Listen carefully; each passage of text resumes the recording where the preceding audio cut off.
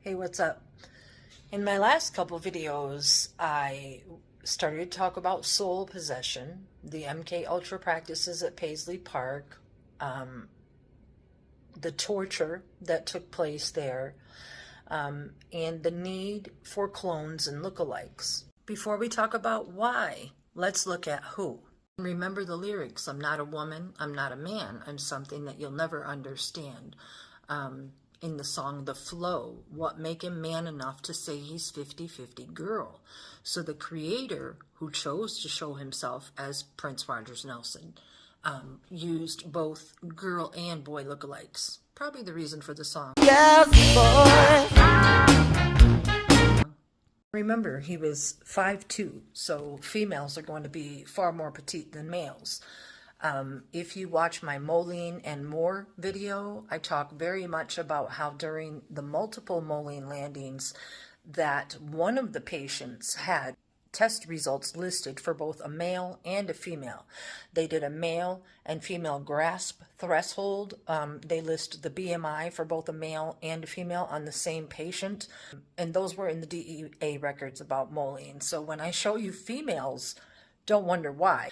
If you've been a follower of Prince, you know it's kind of comical that in the media and on Facebook and everything, they're like, nobody could play Prince because, but everybody did. Meet Miron Bakir. She is said to be an Ethiopian model who worked at Paisley Park as an assistant. Miron is part of the word Merovingian, the 13th family.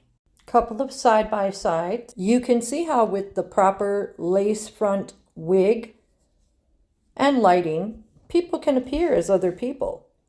If you're not familiar with the lace front wig, look at the image on the right. It comes forward and it makes as if it's the wearer's natural hair. The thing about the lookalikes is there are lookalikes for the lookalikes. Because during the death investigation, Miron has one too. Anyhow, I want to draw your attention to the jacket that the Prince image is wearing. It's a black jacket with a decorative paisley pattern. The jacket in the passport photo is the same jacket that is seen on the subject on the right. The subject on the right is leaving the Jimmy Kimmel show in 2016, I believe. More than that, take a look at the Buddha belly.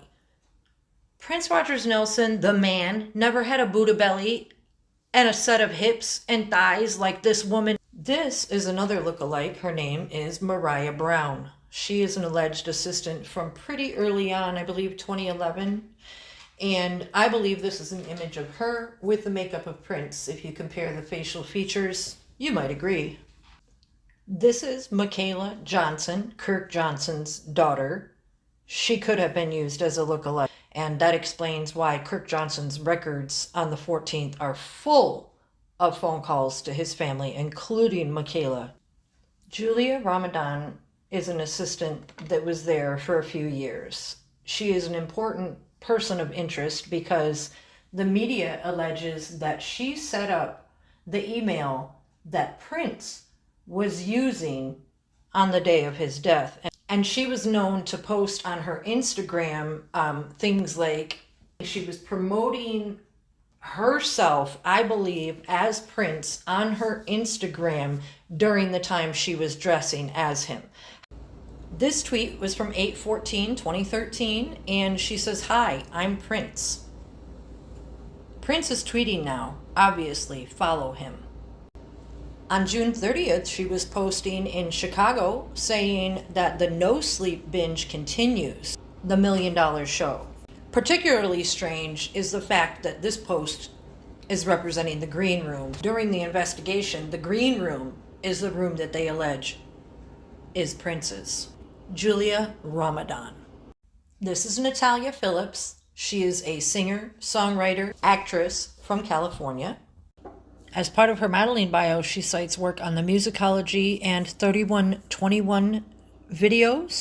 And the Prince investigation, the death investigation, shows that 70% of the phone calls from March to April were to and from her in California, yet she was never interviewed. The 70% of phone calls from March to April They began in March because that's when the Kingdom Hall celebrated their Christ Remembrance was on March 21st. They said that Prince came in from Canada to attend the event. Let's take a look at Prince versus Prince.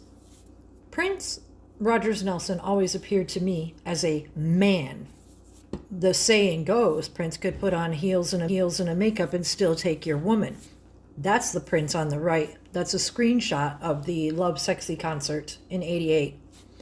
The screen grab on the left is an imitation Prince. The brow bone alone is all off.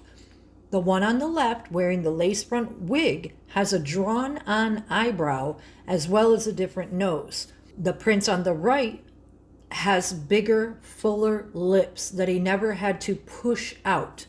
The lookalike on the left is always trying to pout or push their lips out. Do you see what I mean about the lips?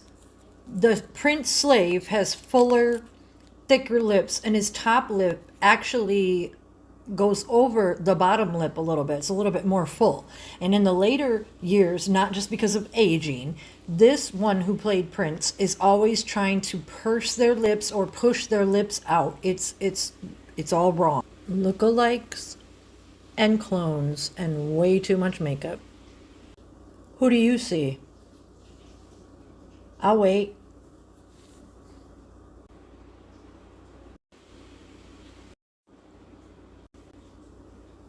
What do you see here? All man on the right, not so much on the left. We need to talk about Judith Hill. Here is an amazing side-by-side of Judith Hill, and this is allegedly Prince on the left. They look an awful lot alike to me, as well as many of the facts in the case. She's definitely a person of interest. I believe the way she holds her guitar is similar to many of the concert shots. For instance, could be anyone. One more person we haven't talked about. Tyka Nelson, otherwise known as Tika Evene Nelson. You can see I got the name change from the police investigation paperwork. Her AKA is Tika, middle name Evene, which is eerily close to Eve. Who better to play a lookalike than a sibling? Tyka Nelson. Be suspicious. Be very suspicious.